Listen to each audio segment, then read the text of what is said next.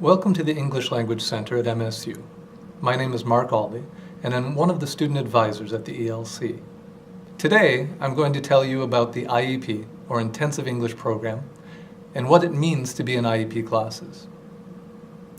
If you're in level 091, 092, 093, or 094, you're in IEP classes.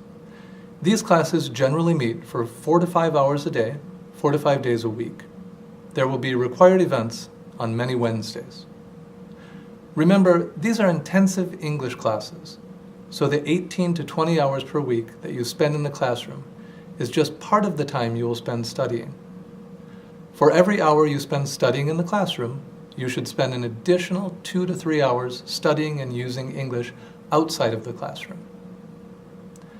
You should look at intensive English classes as a full-time job.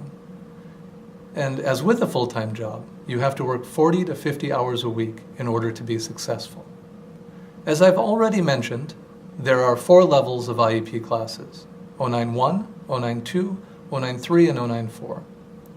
In order to move up to the next level, you must get a 2.0 in each of your classes. If you do this, you automatically advance to the next level. If you get a 1.5 or lower in one or more of your classes, you do not automatically advance. Each level takes 1 semester. Students often ask if it's possible to change their schedules. The answer is yes, but you must have 100% attendance during your first week of classes. This includes picking up your schedule and attending your first class on time. If you have had 0 absences and want to change your section, follow the instructions on the back of your schedule. It will be possible to change sections from between 8 a.m. and 5 p.m. every day. There are a few things to know about changing sections. The first is, if the section you want to change to is full, you may not be able to change. Also, if you change sections, especially if you do it more than once, your teachers may not be able to get a clear picture of what your skills and abilities are. Hi, my name is Amy Croce, and I'm a student advisor here at the English Language Center. You're probably eager to get through your English language requirements and get to your academic classes. So let's talk about some ways to be successful here. One way to be more successful is to understand what might be different about classroom styles in the U.S. Many classes at the ELC and MSU will be learner-centered. This means that the focus of the classroom will be on you. You will be expected to participate in group discussions and projects. You will also be expected to read and think critically about the material before you come to class so that you can express your opinion. You will also be assessed in more than one way, including tests, presentations, quizzes, papers, projects, and more. Another way to be more successful in your classes is to know what the teachers expect from you. One of the best skills you can develop is learning how to read your teachers. You should know that teachers expect you to be in class and be an active participant in your learning. This means you do your own work, you spend time and effort on your work. It also means that you have to work on your language skills outside of the classroom. Each teacher at the ELC has different criteria by which they will grade you. Please look carefully at your syllabus to find out how you will be graded. If you have questions during the semester, talk with your teachers about your grades. Your student advisors can also help.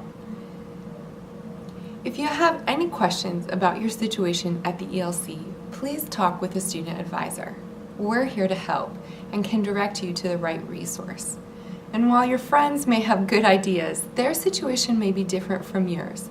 So ask an advisor for more information. They can help.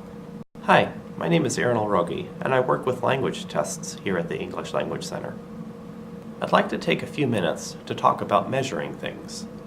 We're all familiar with measuring tools. We use them every day. A thermometer measures how hot it is outside. A scale measures how much something weighs. A language test, like TOEFL or MSWELT, measures how much English you know. Now, what happens if you measure yourself and you don't like the number you get? Like this guy here. The answer is easy. You need to eat healthy food and exercise, and you need to do it every day for a long time, right? You can't do it for only a couple days. Otherwise, when you measure yourself again, your number will be about the same. This is true for language tests too. If you measure yourself and you're not happy with the result, you need to go to class and do your homework. And again, you need to do it every day for a long time. If you do that, the next time you measure yourself, you should be very happy with the results. Sometimes, when people aren't happy with their test scores, they plan to take TOEFL or another language test again. Sometimes they take the same test many times in a row. This can be very expensive and very stressful. Don't do it. Research on language testing has shown over and over again that studying for a major test, like TOEFL, isn't very useful. In fact, students who spend a lot of time studying for TOEFL often get lower grades in their regular classes than students who don't. They feel more nervous, and they waste a lot of time. As a result, they don't have enough time to focus on their regular classes. Also, keep in mind that there really are no TOEFL secrets.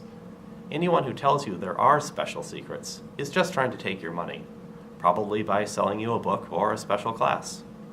After all, who writes the TOEFL? English teachers, right? And what do they write their questions about? The things they teach in class. So, if you really want to know what's on the test, my advice is go to class.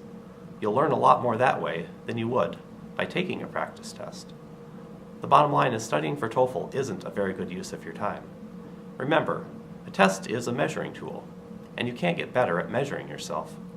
Just like you can't get better at stepping on the scale. If you do it 10 times in a row, you're going to get the same number. You have to get better at what you're measuring.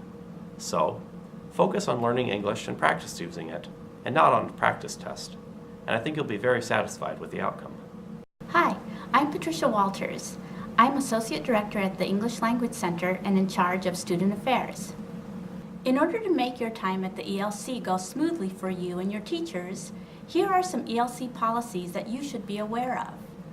All students are expected to attend every class and to be on time. To be on time means to arrive and be seated in a classroom a few minutes before classes begin. If you have to be absent, you should discuss this before the class meeting time with your teacher. If you have an emergency and cannot contact your teacher before the absence, make sure to contact her as soon as possible. If you're absent for more than 10% of the class sessions, you'll run into trouble. Your problems can include missed tests or assignments, poor grades, and even disciplinary action. Remember that all students are being constantly evaluated by the teachers. If your language level is too high or too low for your class, the teachers will know. Your job is to make it easy for the teachers to see your ability. Do your best always. Don't miss class and don't miss assignments. And remember, if you're absent or don't turn in something, we cannot evaluate your ability. I'm sure you know that students should not cheat or act dishonestly. Your teachers will discuss academic integrity with you, and they'll also teach you about plagiarism. This is very important. However, if there are any incidents of academic dishonesty, we take this very seriously. You'll certainly get a 0 on your assignment, and you may fail the class. After one offense, the incident will be reported to the university and become part of the university record. More than one offense can often lead to dismissal from MSU. If you find you have to leave the semester early, you must talk to an academic advisor at least 1 week before the last day to drop classes with no grade reported. This generally is around the middle of the semester and does not include a refund. For those of you who are provisionally admitted as an undergraduate or graduate student, if you would like to submit a TOEFL or IELTS score, you must submit it before the first day of classes for any semester. Scores submitted after the first day of classes will be applied to the following semester, and you will remain in your current ESL classes. The university accepts TOEFL and IELTS scores only from students who have passed all of their ELC classes. Generally, you have 3 semesters to complete your ESL requirement. If you need more time, you'll have no problems as long as you pass all of your classes with a 2.0 grade or higher. Your ELC teacher will also have her own class policies, so make sure to read your syllabus and find out what those policies are and obey them. If you have any questions, make sure to always see your ELC student advisor. Have a great semester and go green!